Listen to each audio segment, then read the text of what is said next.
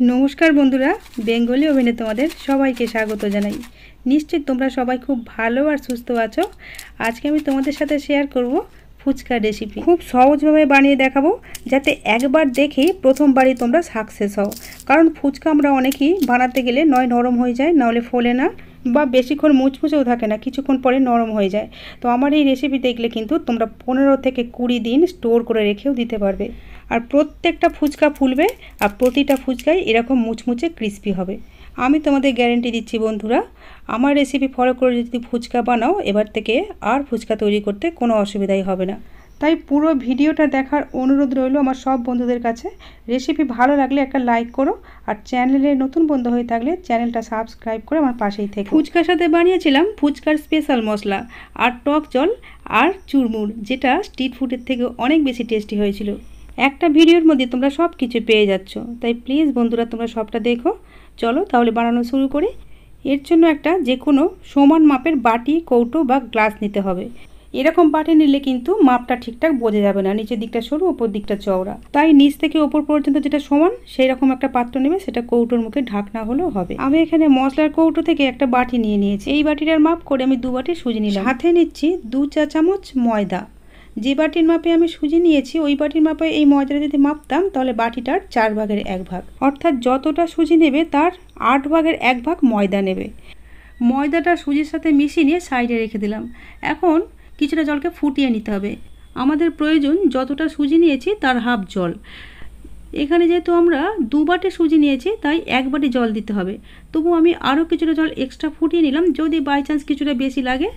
তার জন্য অল্প একটু জল ফোটানো তো সম্ভব না, তাই অল্প একটু জল বেশি করে ফুটিয়ে নিলাম। জলটা ফুটে গেছে, জলটাকে নামিয়ে 1 বাটি মাপে আগে প্রথমে সুজির মধ্যে ঢেলে দিলাম। যেহেতু জলটা ফুটন্ত জল, খুব গরম, হাত দেওয়া যাবে না, তাই চামচ দিয়ে এইভাবে দেখে নিতে হবে। যদি দেখো পুরো সুজিটাই জলে ভিজে গেছে তাহলে আর জল দেওয়ার কিন্তু কোনো প্রয়োজন নেই। যদি দেখো এখনও কিছু সুজি শুকনো আছে সেক্ষেত্রে হাফ চামচ মতো জল অ্যাড করে দেবে। চামচ দিয়ে মাখতে মাখতে যখন হাত দিয়ে ছোমার মতো অবস্থা এসেছে তখন হাত দিয়ে এইভাবে মেখে নিতে হবে। বেশিক্ষণ মাখার দরকার নেই, 2 মিনিট মতো মাখলেই হবে। এই সময় লক্ষ্য রাখতে হবে বন্ধুরা, ডোটা যেন নরম না থাকে, এরকম শক্ত যেন থাকে। কারণ সুজিটা যেহেতু আমরা ফুটন্ত জলে মেখেছি, সুজিটা তাই বেশি কিন্তু ফুলবে না, যা ফোলার ফুলেই গেছে, অল্প একটু ফুলবে। তার জন্য 20 মিনিট রেস্টে রেখে দিলাম। বন্ধুরা দেখো আমরা যতটা জল এক্সট্রা নিয়েছিলাম ততটা জলে কিন্তু রয়ে গেছে। এদিকে রেস্টে রেখেছিলাম 20 মিনিট হয়ে গেছে। এটাকে আবার একটু মেখে নিতে হবে। বেশিক্ষণ মাখার দরকার নেই, 2 থেকে 3 মিনিট মেখে নিলেই হবে। 3 মিনিট মতো ডোটাকে মেখে নিয়ে এইবার এ থেকে ছোট ছোট লেচি কেটে নিতে হবে। তুমি যেমন সাইজের ফুচকা বানাতে চাও সেই রকম সাইজের লেচি কাটবে। লেচিগুলো কাটা হয়ে গেলে এইভাবে গোল করে চেপটে দিতে হবে।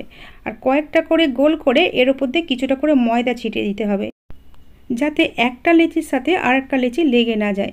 এইভাবে সব গোল লেচিগুলো বানিয়ে নিয়েছি। সব লেচিগুলো বানানো হয়ে গেলে এর ওপর দিয়ে আরও একটু ময়দা ছিটিয়ে দিয়ে এইভাবে লেচিগুলোকে ময়দাতে মাখিয়ে নিতে হবে। এগুলো আর রেস্টে রাখার দরকার নেই, এবার বেলে নিতে হবে। আর এগুলো কিন্তু খুব পাতলা করে বেলতে হবে। দেখো এরকম পাতলা করে বেলতে হবে। আর এগুলো কীভাবে রাখতে হবে আমি দেখিয়ে দিচ্ছি, তার আগে কয়েকটা বেলে নিই। আর ফুচকার প্রতিটা অংশ যেন সমান হয়, কোথাও বেশি পাতলা কোথাও বেশি মোটা যেন না হয়। আমি কিভাবে বেলছি এবার খেয়াল করো বন্ধুরা, এইভাবেই কিন্তু লুচিগুলোকে বেলতে হবে। আর বেলার সময় কোথাও যদি ছিঁড়ে ফেটে যায় বা ভাঁজ হয়ে যায় তাহলে কিন্তু সেই ফুচকাটা আর ফুলবে না। আমি বেশ কয়েকটা বেলে নিয়েছি। এবার একটা তোয়ালে পেতে দিয়েছি। এই তোয়ালের মধ্যে দেখো এইভাবে যেটা আমি আগে বেলেছিলাম সেটা কিন্তু আগে রাখলাম, তারপর যেটা বেলেছি তারপর রেখেছি। এইভাবে পরপর কিন্তু সাজিয়ে সাজিয়ে রাখতে হবে। তোমরা আগে তোয়ালেটা পেতে নিয়ে তারপর বেলে এইভাবে একটা একটা করে রাখতে পারো। কোনো প্লেন বা সমান জায়গায় রাখবে না, তাহলে কিন্তু তোলার সময় অসুবিধা হবে। এই ধরনের তোয়ালে বা কোনো সুতির কাপড়ের ওপর এইভাবে রাখতে হবে, তাহলে তুলতে সুবিধা হবে। সবগুলো কিন্তু আগে বেলে নিতে হবে আর এইভাবে সাজিয়ে সাজিয়ে রাখতে হবে। সব ফুচকাগুলি আমার বেলা হয়ে গেছে। আর এইটা প্রথম বেলেছিলাম, তারপর এইটা এইভাবে পরপর পরপর আমি কিন্তু সাজিয়ে রেখেছি। ভাজার সময়তেও কিন্তু একইভাবে পরপর নিতে হবে। এইটা প্রথমে দিতে হবে আর এই যে নিচের দিকটা কিন্তু তেলে দিতে হবে। মানে ফুচকার যে দিকটা তোয়ালেতে লেগে আছে ওই দিকটাই তেলে দিতে হবে। এই টিপসটা কিন্তু অবশ্যই ফলো করতে হবে বন্ধুরা। আমি পুরো ভিডিওতেই কিন্তু ছোট ছোট অনেক টিপস বলে দিয়েছি, যাতে প্রথমবারই ফুচকা তৈরিতে সফল হও। সেগুলো কিন্তু অবশ্যই ফলো করবে বন্ধুরা। আর পুরো ফুচকাগুলো বেলতে আমার প্রায় 15 মিনিট সময় লেগেছিল।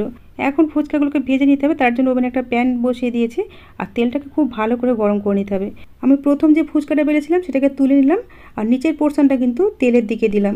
আর তেলটা গরম হয়েছে কি না প্রথম ফুচকা দিলে বোঝা যাবে। তেলটা কিন্তু খুব ভালো গরম হয়নি, তাই জন্য প্রথম ফুচকাটা কিন্তু পুরোপুরি গোল হয়ে ফোলেনি। তাই তেলটাকে আরও 1 মিনিট মতো গরম করে নিয়েছি। তেলটাকে কিন্তু খুব ভালো করে গরম করে নিতে হবে, ধোঁয়া ওটা গরম। আর বেলা ফুচকা একটা করে গরম তেলে দিতে হবে, আর ছানটা দিয়ে এইভাবে হালকা চাপ দিতে হবে। হালকা চাপ দিলে কিন্তু দেখবে গোল হয়ে ফুলে যাচ্ছে।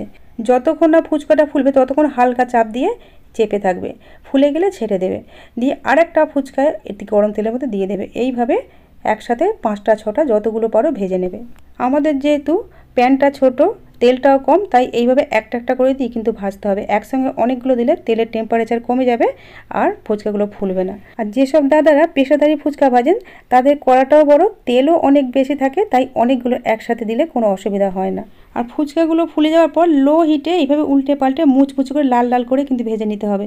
লাল লাল না করলে কিন্তু অনেক দিন পর্যন্ত মুচমুচে থাকবে না, তাই এইভাবে লাল করেই ভেজে নিতে হবে। তাই তেলটা খুব ভালো করে গরম হয়ে যাওয়ার পর ফ্লেমটাকে লো করে দেবে।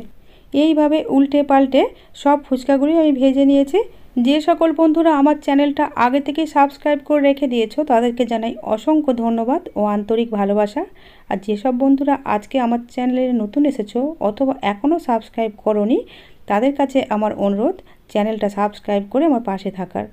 আর পাশে বেল আইকনটাও প্রেস করে রেখো, যাতে এই রকমই সহজভাবে তৈরি বিভিন্ন রেসিপির সহজ ভিডিও তোমাদের কাছে সবার আগে পৌঁছে যায় নোটিফিকেশনের মাধ্যমে।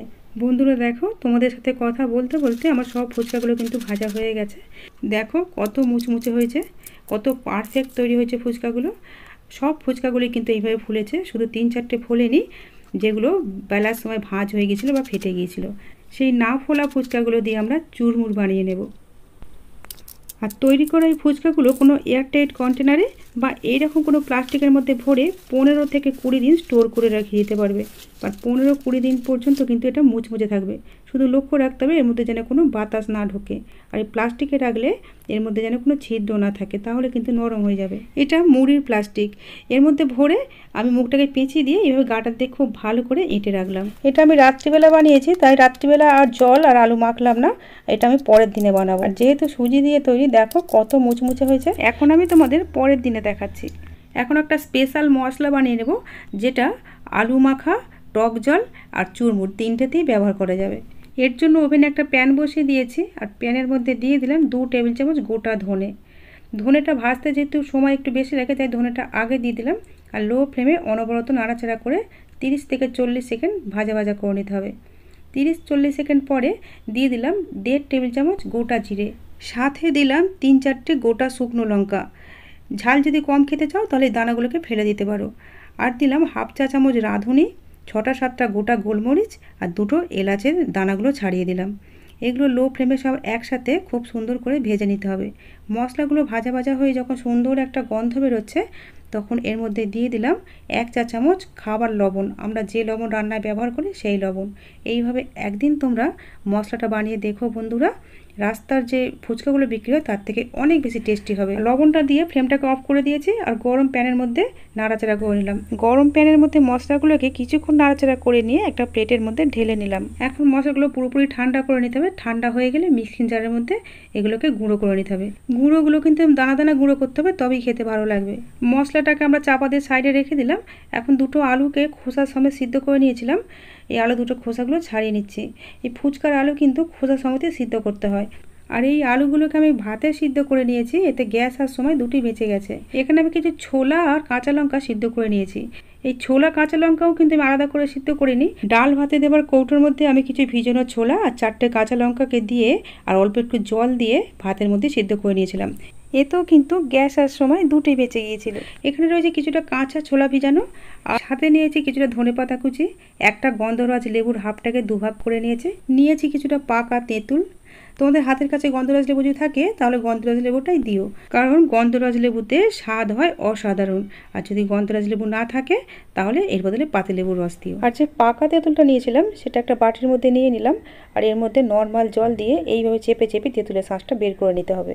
প্রয়োজন মতো জল মিশিয়ে নিয়ে তেঁতুলের পুরো শাঁসটাকে বের করে নিয়ে ছিবড়ে অংশগুলোকে ছেঁকে ফেলে দিলাম। এখন ফুচকার জন্য প্রথমে টক জলটাকে বানিয়ে নেব। এর জন্য একটা বড় বাটি নিয়ে নিয়েছি। তেঁতুলগুলা জলটা অল্প একটু রেখে দিয়ে বাকিটা এই বাটিটার মধ্যে ঢেলে দিলাম। এর সাথে কিছুটা নর্মাল জল মিশিয়ে দিলাম। এখন দিচ্ছি স্বাদ মতো লবণ, সাথে দিলাম কিছুটা বিট লবণ, আর দিলাম কিছুটা চিলি ফ্লেক্স। এখন আমরা যে ভাজা মশলাটা গুঁড়িয়ে রেখেছিলাম সেই মশলা থেকে 1 টেবিল চামচ মশলা দিয়ে দিলাম এর মধ্যে। আমরা ছোলার সাথে যে কাঁচা লঙ্কা সিদ্ধ করে নিয়েছিলাম সেই সিদ্ধ কাঁচা লঙ্কাটা এইভাবে হাত দিয়ে মেখে দিয়ে দিলাম। দিলাম কিছুটা ধনেপাতা কুচি আর একটা গন্ধরাজ লেবুর পিস কিনে এইভাবে রসটাকে নিংড়ে দিয়ে দিলাম আর খোসাটাকে এই জলের মধ্যে দিয়ে দিলাম, তাহলে খুব ভালো একটা ফ্লেভার আসবে। সব কিছু একসাথে মিশিয়ে নিয়ে সাইডে রেখে দিলাম। এখন আলুটা মেখে নেব। তার জন্য হাফ আলু আমরা রেখে দিলাম চুরমুর বানাবার জন্য, আর বাকি আলুটাকে হাত দিয়ে খুব ভালো করে মিহি করে মেখে নিতে হবে। আলুটা মেখে নেওয়া হয়ে গেলে এর মধ্যে মিশিয়ে দিলাম কিছুটা সিদ্ধ ছোলা, কিছুটা কাঁচা ছোলা, ভেজে রাখা মশলা থেকে কিছুটা মশলা দিলাম, আর দিলাম স্বাদ মতো লবণ, কিছুটা বিট লবণ আর তেঁতুল গোলা জল দিলাম, কিছুটা ধনেপাতা কুচি দিলাম, গন্ধরাজ লেবুর জুস আর দিলাম টক জল যে বানিয়ে রেখেছিলাম সেই জল থেকে অল্প কিছুটা জল। এখন খুব ভালো করে সব কিছু একসাথে মিশিয়ে নিতে হবে। প্রয়োজনে আরেকটু টক জল দেওয়া যেতে পারে। এখন আমরা আগের দিন রাত্রে প্যাকেটের মধ্যে যে ফুচকাগুলোকে রেখে দিয়েছিলাম সেই ফুচকাগুলোকে প্যাকেট থেকে বের করে সার্ভ করব। দেখো কত মুচমুচে আছে।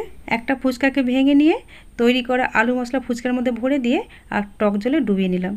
দেখো কত লোভনীয় দেখতে হয়েছে। খেতে যে কী পরিমাণে টেস্টি হয়েছিল নিজেরা না বানিয়ে খেলে বলে বোঝানো যাবে না। ঘরে তৈরি জিনিসের স্বাদই আলাদা। যেটা ভালোবাসো সেটা বেশি পরিমাণে দেবে, আর যেটা ভালোবাসো না কম পরিমাণে দেবে। এছাড়া বাড়িতে বানানো জিনিস যেমন সুস্বাদু হয় তেমনি স্বাস্থ্যকর হয়, তাই বাচ্চাদেরও নিশ্চিন্ত মনে কিন্তু খাওয়াতে পারবে। এখন আমরা চুরমুরটা বানিয়ে নেব। এর জন্য আমরা যে অর্ধেক সিদ্ধ আলু রেখে দিয়েছিলাম সেই আলুটা কেটে নিয়েছি।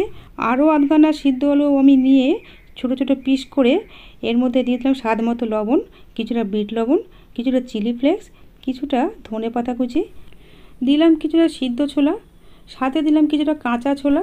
এখন দিচ্ছি ভেজে রাখা মশলা থেকে হাফ টেবিল চামচ মশলা গুঁড়ো, দিলাম অল্প একটু তেঁতুল গোলা জল, অল্প একটু ধনেপাতা কুচি, কিছুটা গন্ধরাজ লেবুর রস, আর দিলাম ফুচকার জন্য তৈরি করা তেঁতুল জল থেকে 2 টেবিল চামচ তেঁতুল জল, আর শেষে দিলাম না ফোলা ফুচকাগুলো। 4-5টা ফুচকা যা আমার ফোলেনি সেই ফুচকাগুলো এর মধ্যে ভেঙে দিয়ে দিলাম। এখন সব কিছু একসাথে খুব ভালো করে মিশিয়ে নিতে হবে। বর্ষার বিকালে এই মুখরোচক খাবারগুলো খেতে দারুণ লাগবে। আজ তাহলে এই পর্যন্তই। বাড়িতে বানালে আমাকে কমেন্টে জানাতে ভুলো না ফুচকাগুলো তোমাদের কেমন হয়েছিল। এতক্ষণ ভিডিওটা দেখার জন্য আমার সব বন্ধুদের জানাই অসংখ্য ধন্যবাদ।